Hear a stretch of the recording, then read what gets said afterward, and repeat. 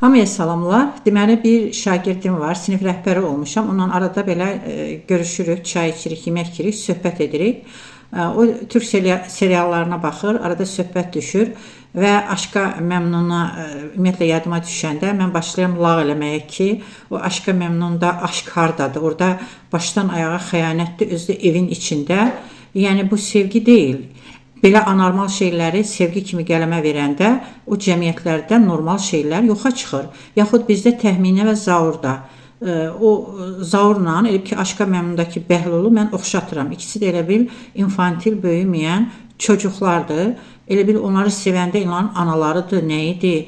Və sonra da iki qadın o cür onlardan ötürü özlərini öldürürlər. Hətta zaur son anda məsələn təxminəyə qəhbə deyib də çıxıb gedir. Halbuki hər iki qadın gözəl, göçək, bacarıqlı qadınlar idi. Özlərini yaradıb həyatda öz sevgilərini tapa bilərdilər. Sonra evə gəldim, bir türk qadının videosuna rast gəldim. Onu da bu videonun arxasınca qoyarım ya da başqa video şəklində. O qadın da eynən mən deyən kimi ki, yəni televiziyalar ümumiyyətlə bu teleseriallar anormal şeyləri normallaşdırıb cəmiyyəti elə ki, beyninə zəhər yeridirlər. Sevgidə isə insanlar xəyanət etmir. İnsanlar bir-birini sevirlərsə, tamam, kiminsə arvadı, kiminsə əri ola bilər, dobra deyib ayrılırlar və bir yerdə yaşayırlar.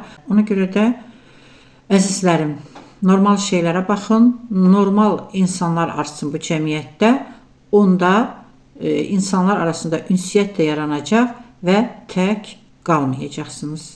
Bu yozlaşma artık bize televizyon ekranlarından servis ediliyor. Ve sen farkında olmadan buna alkış tutuyorsun. Bak mesela dizilerde iki kardeşin eşleri birbirine güya aşık oluyor. Aldatmayı aşk diye sunuyorlar bize. Hem de muhteşem bir aşk şarkısı eşliğinde. Konserler artık artı 18 mantığıyla yapılıyor.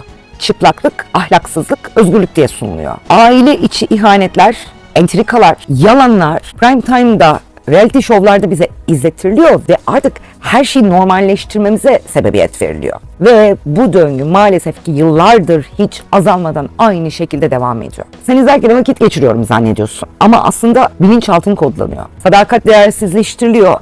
İhanet sıradanlaştırılıyor. Gururla ve kararlılıkla reddedilmesi gereken şeyler maalesef ki keyifle izlenen sahnelere dönüşüyor. Önce diyorsun, şok oluyorsun. Sonra alışıyorsun. Ve en sonunda da normal canım diye bakmaya başlıyorsun. Ve en tehlikelisi de en sonunda artık şaşırmamaya başlıyorsun çevrende buna benzer olaylar gördüğünde. Yani yozlaşma senin gözünün önünde zorla meşrulaştırılıyor. Ve asıl tehlike tam da burada başlıyor. Çünkü bir toplumun değerleri ekranlardan yavaş yavaş çürütülüyor. Normalleşme en büyük zehirdir.